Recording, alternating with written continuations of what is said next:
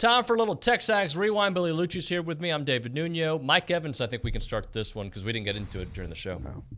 Mike Evans. 10 catches, 207 yards, 3 touchdowns. Is that good? 9, amazing game. 9 years in a row. Yep. 6 was the record, or 7. Randy Moss, was he 6 or 7? He was 7 maybe, but 9 in a row. And start a season. And as Mike started a career. And as Mike pointed out, he also did his 2 years at A&M. So we're actually at 11 years in a row, this guy having 1,000 yards. And it's a lot hard. It's harder in the NFL, but per game wise, it's harder in college. He did that twice. So Hall of Fame career gets more Hall of Fame-y. Mike Evans taking another big step to putting on the yellow jacket. I've said it time and time again. There are 3 Aggies out there that are going to get the yellow jacket, I believe. One of them is just recently in the last couple of years retired, and Shane Leckler. Mm-hmm. Mike Evans is another, and Von Miller is a third. And then I also believe that Richmond Webb should.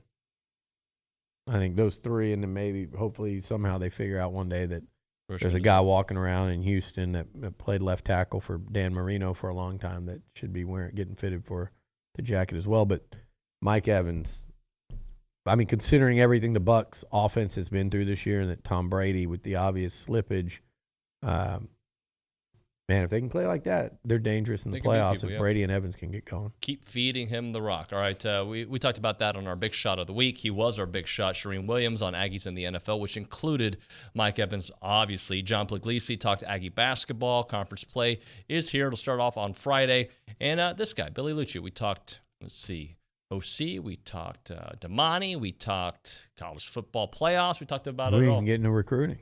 Yeah. All that and more here on TexAgs Rewind. His name is Mike Evans. Maybe my all-time favorite A&M player, at least active one in the NFL, because I just admired the way he always carried himself. He wanted to be great. By the way, 3-star recruit. Yep. Just a 5-star dude. Just a tough guy, talented, but being talented wasn't good enough for him. He wanted to be great, and he worked at it. And plus, is there a more intimidating, physically wide receiver in football? No. We're going to take the show on the road one day when he goes into the Hall of Fame. Yeah, and we're going to be there because he is. Could you imagine had he had Tom Brady just a little bit longer? The amount of non-quarterbacks he had in his time there at Tampa. And imagine if Tom would look for him more. Well, this is true. He finally said, okay, we have to win. Let's look for Mike Evans. And he responds with, I love Mike Evans. He's a good person as well. Yeah, he is. Let's. The other one I want to pick here is a gentleman by the name of Boots Radford. Are you familiar with his game? He is surging at the moment. The last 2 games, he's been well over 20 points, I believe. Yep. Playing really well. 20 points in the last game against PV. And I think he was like 22 or 23 in the game against who was before Prairie View? I covered it. Our memories. I know. Northwestern State.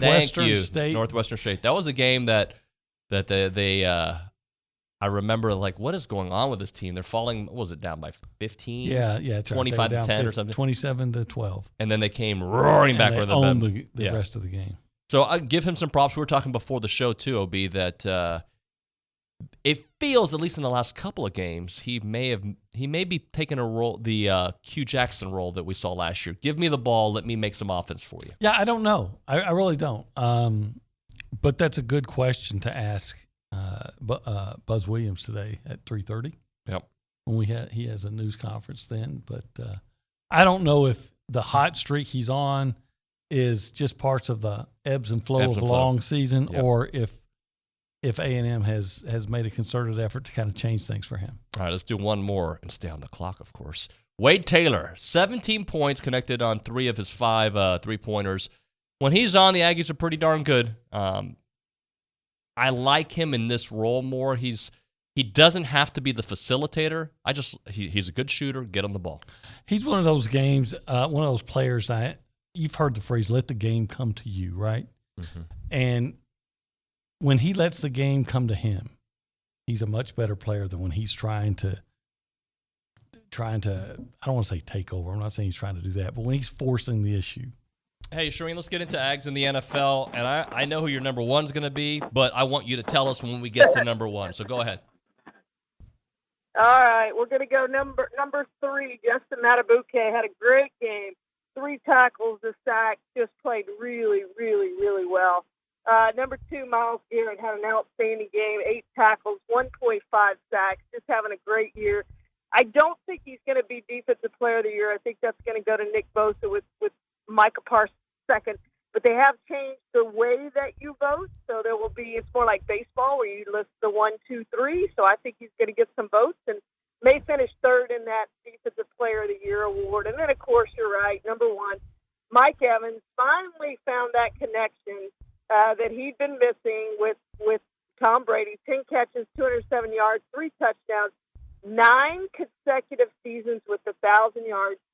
Ties Tim Brown for the most ever. Jerry Rice had 11 in his career, and it is the most ever to start a career. No one's ever had 9 consecutive to start a career. So this is an outstanding game, and maybe he and Cowboys fans aren't going to like to hear this, I guess, but he and Brady have finally found their connection, and they found it at the right time. And we have to mention, too, that Dan Campbell, what a wonderful job. He's going to be in Coach of the Year conversation and may win that award for what he's done with the Lions. They have a chance this week. They're going to play on Sunday Night Football. They'll know going into the game whether they have a chance or not because the Seahawks play earlier in the day.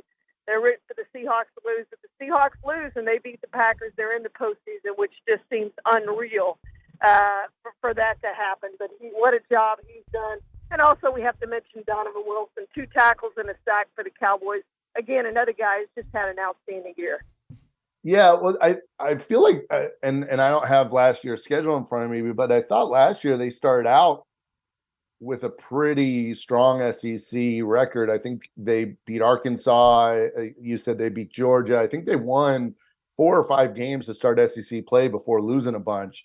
I think they were in a better spot last year because winning is infectious, and learning who your team is creates a place where mentally you're really focused on what it takes to win games. I'm not sure this team has figured out how to win games from start to finish yet. And you just look at some of the games that they've lost, and I hate to go too far back, right? But they lost a close game to Memphis. They beat Oregon State after losing badly to Boise State, right?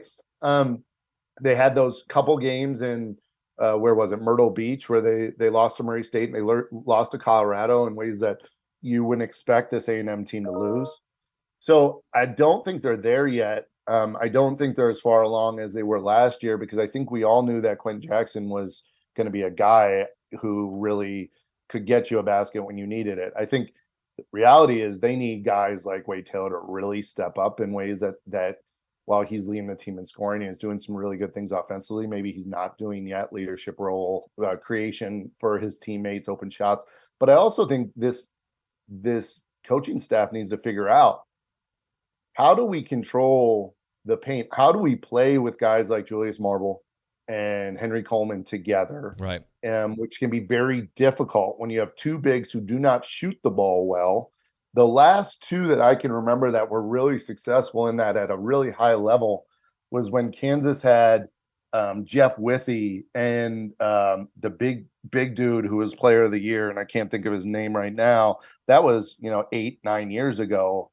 And so I just don't think they figured everything out yet. So I would say they were farther along last year. John, I'm glad you brought it up because, and we got to hit a break here, but just kind of go through it. They started off SEC play winning 4 straight games. They beat Georgia. They beat Arkansas. We know how good Arkansas was. Ole Miss. And they beat Missouri. A game that was a little closer. And then the Kentucky game, they had a chance to win. They were up on Kentucky. They lose that one. They go to overtime against Arkansas and lose. Yeah. And they even had a chance against LSU. And that's when the losing streak started because 1 loss became 2, became 3. But they had a chance to win all those games. That's big. Yeah, no, that's a big deal. And we were told about that like maybe late last week or mid last week. And, there were some good things happening behind the scenes between Damani and there's some other stuff in the works. We're all waiting on Anias's decision. But McKinley Jackson, Edgerrin Cooper, Damani Richardson. I want you to think about this defense that we really do have reason to be very excited about. Jalen Jones was a disappointing early entry. Not for him, for the defense, for the team. Like, he could have been a really good player this year. But then you add Tony Grimes. So you look at this defense with Damani back, and we'll talk about him specifically in a second. But now you go. You see what TCU's doing defense as a team. They're old. They're veterans. Mm-hmm. Layden Robinson still has an announcement to make, too. I believe, in my opinion, I think we'll see Layden return. They're old. They're veterans. They've played a ton of football. So I look at this defense now, and you have a guy that's going to come back for a 5th year that started 4 years already in Damani. You got Edgerrin Cooper as a senior starter. Now you have McKinley Jackson as a senior returning starter. You add a veteran like Tony Grimes. Tyreek Chappelle's going into his 3rd year as a starter. Fadil Diggs is going into his 4th year in the program. So is Isaiah Rakes. Chris Russell's very old. Hadn't played as much football as those other guys, but along with what I'm saying, but you see all of that veteran experience now, and getting guys like McKinley Cooper and Damani back. I mean, imagine the difference of those 3 back versus not back, experience-wise. 5th-year starter, a guy that's essentially going into his 4th year with starting experience. He started a couple games, I believe, as a freshman in McKinley. And then the same thing with Cooper. So you're bringing back minimum 2 3-year starters and a 5th-year starter, all with guys returning. I mean, that's a massive amount of experience back. And then some of those other guys I mentioned.